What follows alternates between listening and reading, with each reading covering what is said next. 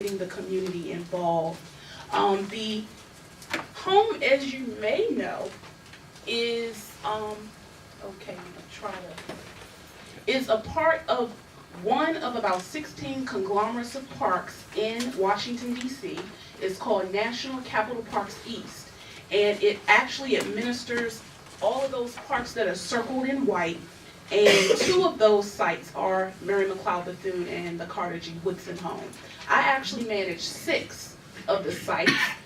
They are the Mary McLeod Bethune home, the Carter G. Woodson home, Langston Golf Course, James Creek Marina, Buzzard Point Marina, and all the parks on Capitol Hill. So this is Dr. Woodson's home, which you probably recognize. It's 1538 9th Street.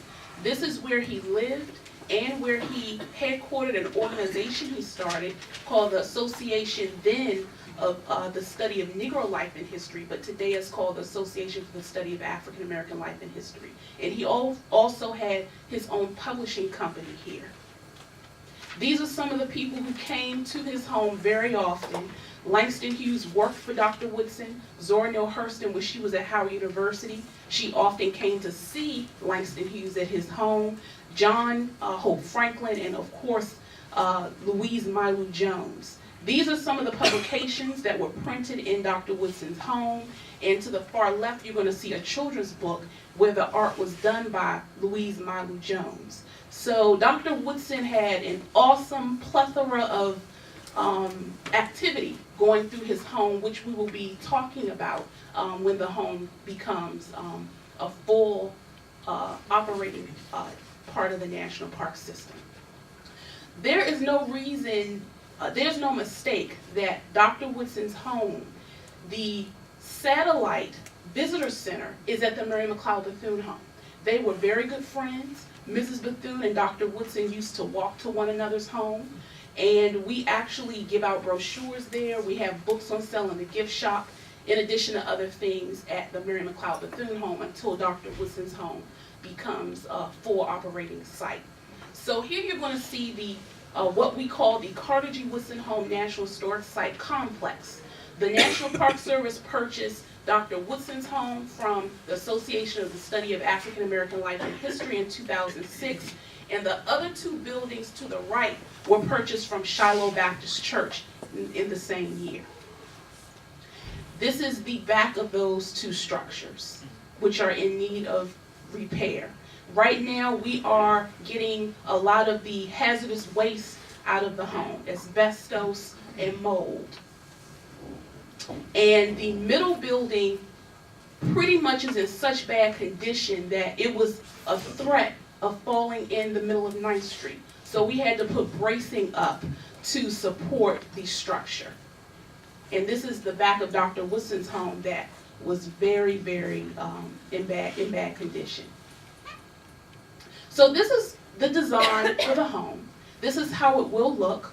The visitor center will be to the far right, where people will be able to go in, purchase books, see a film, and then you will be able to go into Dr. Woodson's home. Now, people who are disabled will be able to go up and down each level in an elevator. All of the mechanics for the fire suppression, as well as the HVAC system and the elevator will be in the middle structure, which is so important. So this is what you have to look forward to. Hopefully in the next 2 or 3 years, this will be done. We do have funds for Dr. Woodson's home right now, which is underway being constructed, but we do not have funds for the 2 buildings next to Dr. Woodson's home. So that's what we're right now trying to fundraise to get the funds together to get those other 2 buildings open. Do you all have any questions? Yes, sir. Your second round of fundraising, is that, are you doing that privately, or are you looking to get that from private companies or grants or from the government? We're seeking out everything. Right now, we are having discussions with groups that are connected to Dr. Woodson, Omega Psi Phi Fraternity, the NAACP, ASALH, of course, Shiloh Baptist Church, the Woodson family. These groups have come together to see how they can mobilize and leverage their support, as well as some other people who are interested in the home and the location. So yes, we are. Aren't you close to Vermont Avenue Baptist Church too? Pretty close to you. We are. Yes, sir, we are. Yes, sir. Oh, What's your sorry. budget The budget for is, the next phase? So phase 2 is 3,000,003? yes. Each of those bolded at the bottom under the lines are what the contractors, different contractors have given us, but it's what we have pretty much seen that we can, it's the figures that are most reasonable for us to get the home open. So those 3 bolded, you'll see one is funded at the top and the other 2 are unfunded for phase 2 and 3. And 3 is pretty much the artifacts that will go inside the home. Yes, sir. He asked a question that I was trying to get to. If you could drill down a little bit, the total development cost for the project is blank, and so far you have how much that's been committed? We have 6.9 committed right now. That's it. 6.9 committed, and you need how much? 6.1. Another 6. 6.1.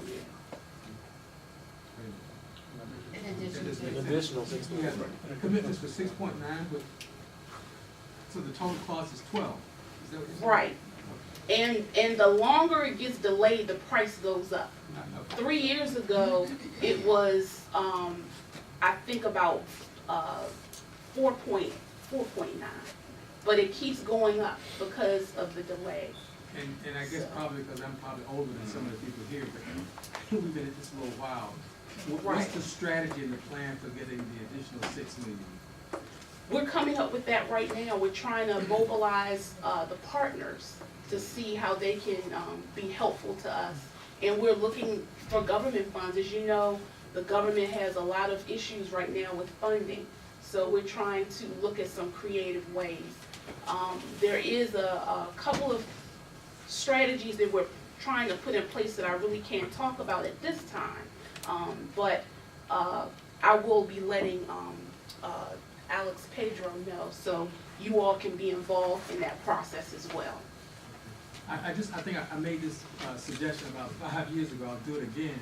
Every year during September, the Congressional Black Caucus meets here. It would be wonderful to have an exhibit there because Carter Woodson wasn't just a leader to this neighborhood, he was a national leader. Right. And this should be something that's invited the whole country to participate in. That's a good suggestion. It's a good suggestion. I happen to be vice chairman of the Congressional Black Caucus Oh, Foundation. wow. So Oh, thank contact you. us and we'll Oh, wonderful. meet you at legislative session. Nice to meet you. So we'll look, and I think that's a very good idea. I think we need to raise awareness. Yeah, I agree. Okay. So, this is pretty much where we are right here. We're looking at phase 2 since we have money for phase 1. We're trying to get civic engagement and advocacy and awareness. And of course, we're going to have a call for collections. People who have knew Woodson, who worked in the home, whose grandmother may have some of his books, first editions. We're looking for those kinds of things. So, of course, partner fundraising campaign, and we're trying to secure the phase 2 and 3 for the rest of the facility. But in the meantime, we have had a lot of interaction with the community. We were involved in the Investigating Where We Live program this summer that the National Building Museum had, where Shaw was focused on, and the ANC did help with that exhibition, which is still on display down at the National Building Museum. We have oral history programs. We have Dr. Woodson's birthday every year at Shiloh Baptist Church, and we are very active in the community, although we actually are having events at Walker T. Daniels Public Library. I passed out the press release for those activities if you are interested. One is this Saturday and one is next Saturday. So thank you for your time today. If there are any questions, I'll still be here throughout the meeting. Thank you.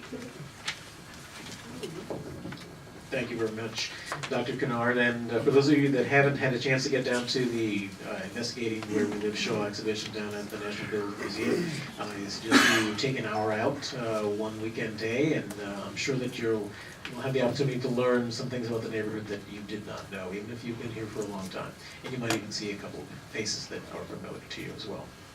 Moving on to 901 5th Street Northwest, sometimes referred to as 5th and I. We will be inviting each of the 4 shortlisted developers to make 5-minute presentations, and we are going to be timing you because we do have time constraints in this building. Then the Commission will have an opportunity to deliberate on recommendations. So we've been asked by the Deputy Mayor's Office to rank the 4 proposals, 1 through 4, and that would be the objective of our questioning of the applicants. And we have reviewed the previous submissions. There are a number of changes that have been made to the plans as a result of public input from the public meeting that took place in December of last year. So we're eager to have you, those of you that are presenting, to focus on what has changed about the project. Can I ask a procedural question before they start? Sure. Do you want the people who are here to hear this to save questions to the end, not ask questions? What do you want from? We can probably take 2 or 3 questions per presenter, so I'll ask those questions at the conclusion of their presentations. Because I'm sure a lot of people here have Absolutely, questions. yes, and again, I'm sorry to have to curtail it to 2 or 3 questions. No, that's why I wanted to ask before. Certainly. All right, we're going to take the presentations in alphabetical order, so we'll begin with Ackridge.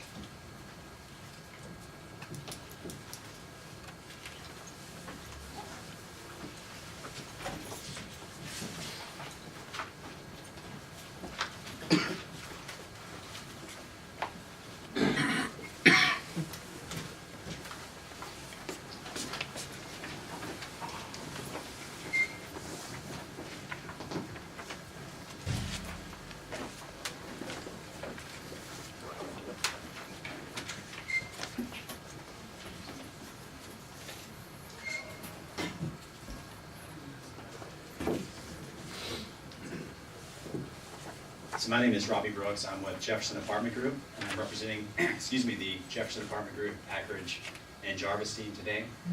Just to recap for the group who, a lot of you guys were not able to attend our December presentation, so just want to recap what we had presented at that time so we can explain what our major changes are that we're presenting to the ANC and you all today. Back in December, we presented a mixed-use project consisting of about 208 residential units and a masonry and glass building designed by Phil Esikoff at Esikoff and Associates, which also had about 8,000 square feet of retail. And within that retail was a 3,000 square foot daycare center, about 4,000 square feet of space dedicated for a restaurant or community serving retail, and 1,000 square foot community gathering space for meetings that we're at today. We had a series of meetings with the ANC, the SID, and DIM, excuse me, I apologize, I'm fighting a little bit of a cold, and DIMPED over the last 30 to 45 days. The big comments we received were our community benefits package was really light on our park contributions. So we had, at that time, we proposed about $500,000 for park contributions and an overall community benefits package, and what we heard was that was way too light to accomplish what ANC and the community wanted to achieve. The second thing we heard is that we were a little light on retail. We had about 8,000 square feet, which is really about 7,000 of net retail square feet once you took out the community gathering space. So we looked at that piece. The third part was to really look at our design and see if there are tweaks we can make to come up with dollars to achieve some of the things that the ANC had come up with. So we did 2 things. We looked at parking. So the ANC and DIMPED had said that we were overparked at the time. So we looked at reducing, going from a 3-level underground parking deck to a 2-level parking deck to reduce our construction costs. We looked at setbacks. In our old rendering, we had setbacks above 110 feet. That was set back at 10 and 20 feet, which took out about 8,000 square feet of net rentable space. So we looked at that and added that actually back to our revised plan. By making those two changes alone, we were able to take our community benefits package from a $500,000 contribution that we can make for parks and community groups up to $2 million. We increased our true net rentable retail space from about 7,000 square feet to closer to 9,000 square feet. We were able to increase the community gathering space that we're in today from approximately 1,000 square feet to 1,500 square feet. And we were able to actually shift some retail down I Street. So I neglected to hit on the point that our retail was really focused along 5th Street at the time. We got comments that we really look at activating the street frontage along I Street. And so we've now shifted our retail another 25 to 30 feet down I Street to activate that space. Another big piece of our initial proposal was again, looking at the parks. And so over the last 30 days, we've again kind of refreshed, looking at both the Million Park that's across the street and Scene Park that we had looked at improvements. A big part of our plan was looking at activating the street frontage to create both a linear park in front of our project and in front of Million, encourage usage. Our big vision was to how can we create a farmer's market or some kind of secondary use at off hours or on the weekends. And we continue to have those discussions. So we've met with Fresh Market, which is a group that does a bunch of farmers markets around town, to initiate those discussions on how we could actually incorporate those guys into the project. And we'll hope to progress those with you all and the Fresh Market group if we are selected. So that's a quick summary of what we've done. So just to quickly recap, so we've gone from a 208-unit residential project to a 216-unit project. We've reduced our parking deck from a 3-story deck with approximately 120 spaces to a 2-story deck with 90 spaces.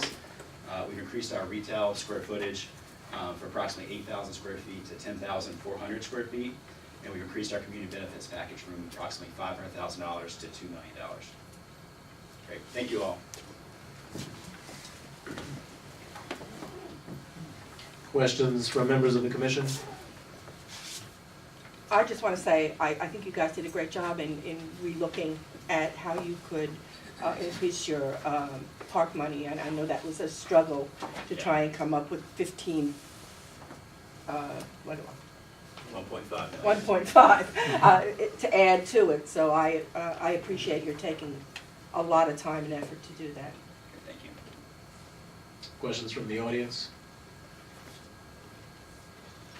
So I represent the parents group from the neighborhood, and one of the things that our group was looking at was really somebody who would look at the kids from the area. So when you're looking at the parks, and this isn't a question per se, but just something to keep in mind, we were really hoping that somebody would be looking at a playground when they were developing that. And I love the farmer's market idea, that's great, because I'm too lazy to walk more than 2 blocks outside of my radius.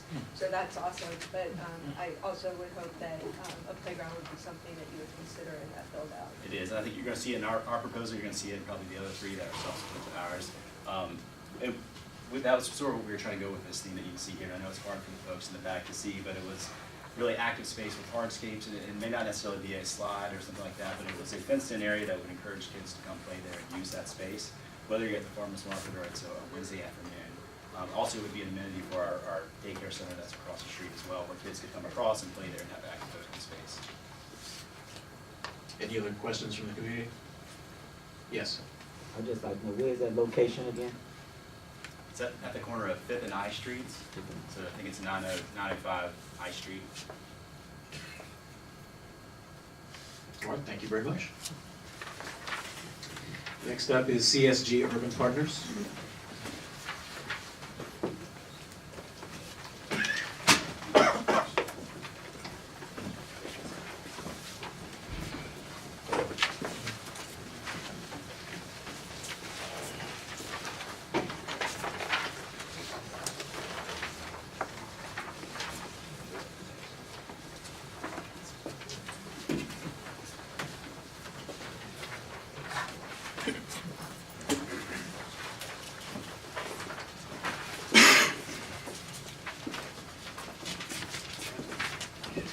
Good evening.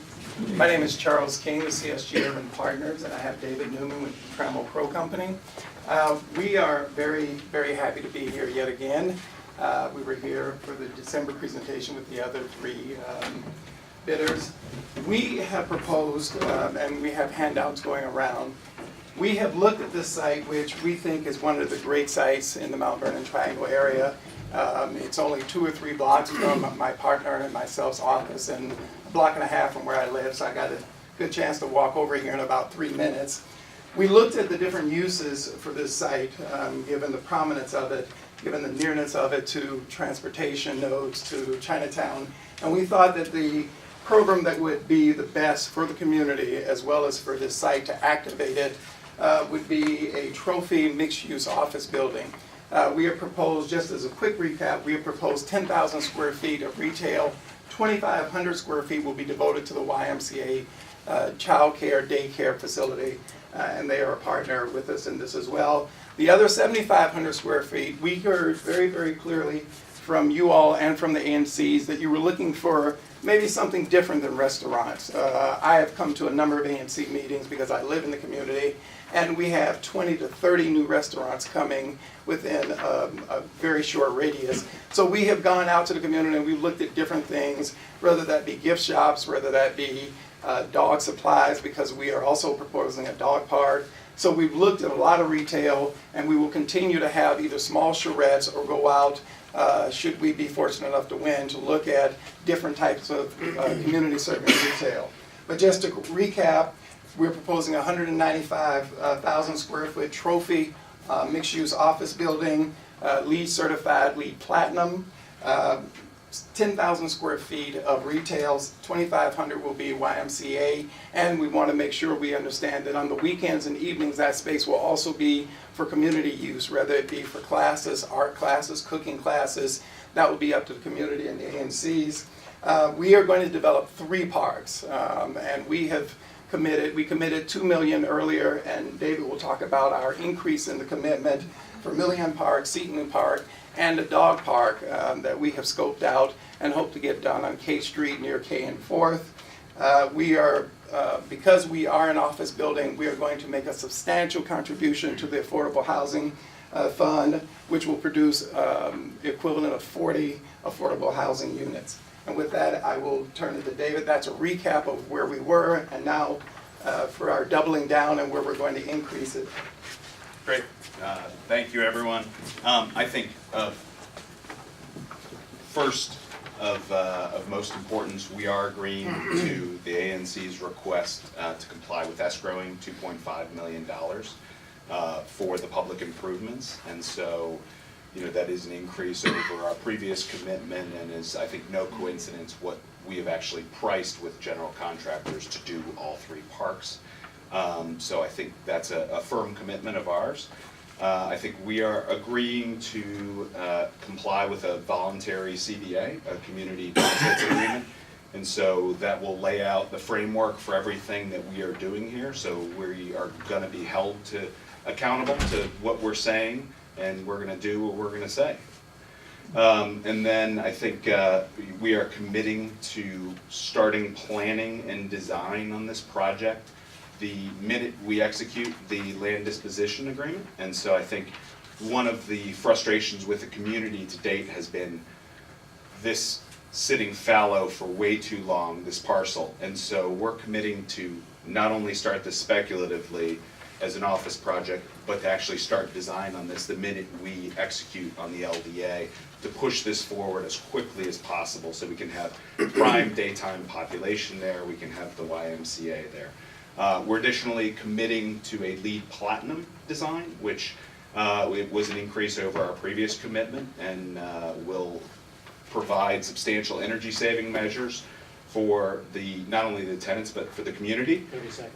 And then I think lastly, we are committing to an ANC-led process to commission art in the lobby, as you can see here. And so I think the goal there is to try to find a local artist that we can really get something that'll mean something substantial to the neighborhood, that will be right at the corner of 5th and I, and provide a gateway to the site that everybody can look at and be proud that this is something that they contributed to for the neighborhood. Time. Thank you.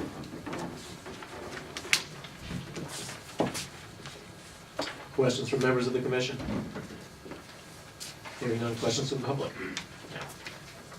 Sorry, I actually drive by this intersection almost every night at rush hour, and it's kind of a disaster all the time, especially with the lights not really accommodating all the pedestrian traffic and the cars. So I'm just wondering, with your design and the other ones, you know, what kind of work you're gonna be doing with the public safety divisions to accommodate all of these people that will be, you know, coming and going from all these buildings at this point, and all the traffic and everything else. Well, I think one of the benefits to our design is it produces daytime population, and then I think when you look at a lot of the other designs, it's more of a nighttime population. You look at what's in the neighborhood, I think we're gonna have ancillary times at which we're really using, so hopefully that will offset some of the concerns relative to some of the other potential uses.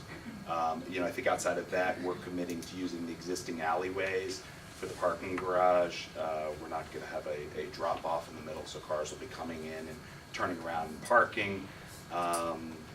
We're also, by activating that corner, I come by there 4 times a day, back and forth when I'm going to Chinatown, where it won't be a dark hole anymore.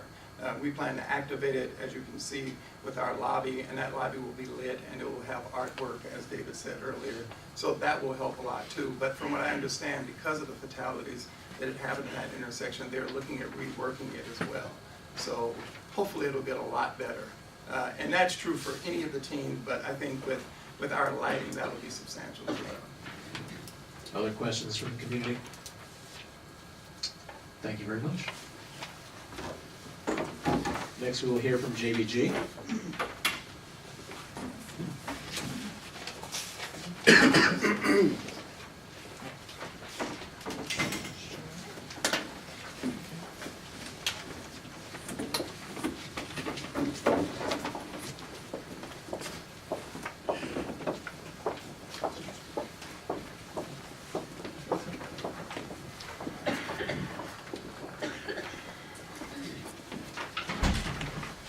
Hello, I'm James Nozar with JBG, joined by Sean Batterton, one of my colleagues at JBG, and Madi Toure with Madi Toure Companies.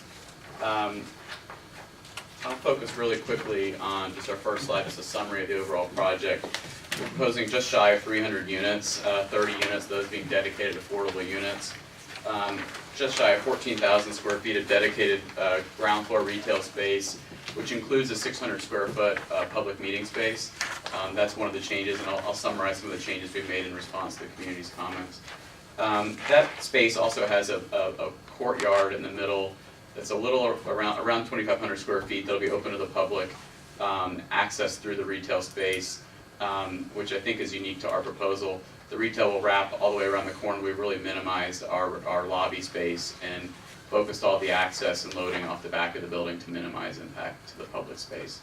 Along with that, we've had extensive funds and effort towards improvement of the public space, as all the other proposals have done as well.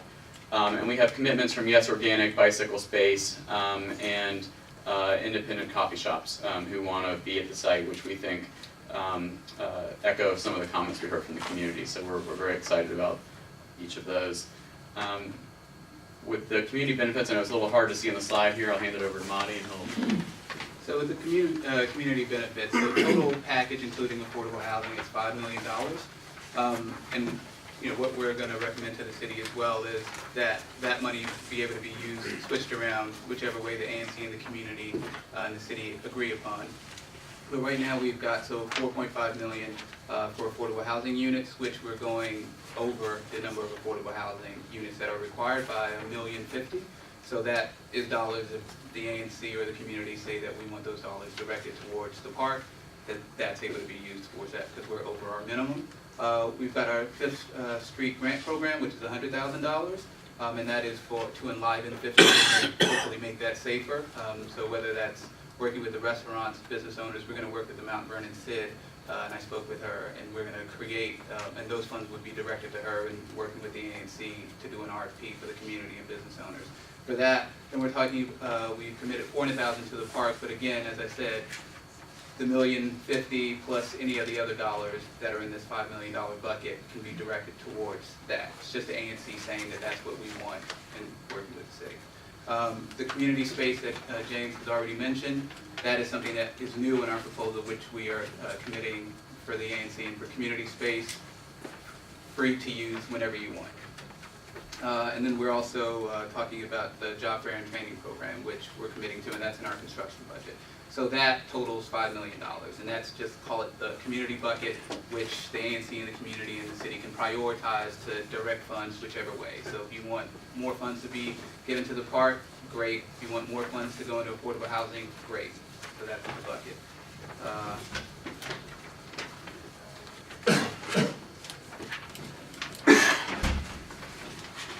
So as I mentioned, so we're adding a coffee shop and gathering space for community use. We've got the streetscape grant program that we have. We've got the improvements committing to the park and putting those dollars in escrow.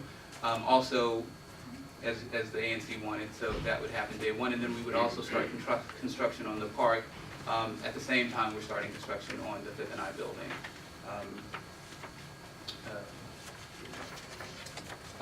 To hold it, we'd hold a job fair, and then we would also work with, of course, ANC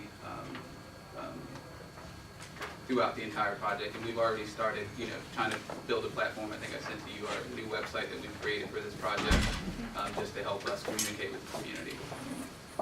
And I think I should also add that even in addition to, call it the $5 million that we're adding, we're also subsidizing, we didn't add this, but we're subsidizing bicycle space. They're currently paying $40 a foot now on 7th Street in the Jamal's building, and so we're actually going to keep them at 40 at the opening of this building so that they can afford to be there. So, And 30 seconds. Okay, thanks. In summary, as Marty mentioned, we think we have significant community benefits. We have over 13,000 square feet of ground floor retail, which I believe is more than any of the other proposal teams, which is again all neighborhood focused. The public courtyard that we mentioned, transit-oriented design with minimal impact from reduced parking. We have one level of parking and 50 spaces in the proposed plan, so I believe that is the least amount of parking that has been proposed. To date, we also have no third-party equity requirement, so all of the money is coming from JPG. Questions from members of the commission? Questions from the community, sir? How are you defining affordable? What percentage of the area? 80% of area median income. 80%? Yeah, actually, we have a range from 50 to 80 in our BAFA proposal. Okay. So the IZ requirement is 80%, and the 30 units that we had proposed are a range of even distribution range between 50 and 80%.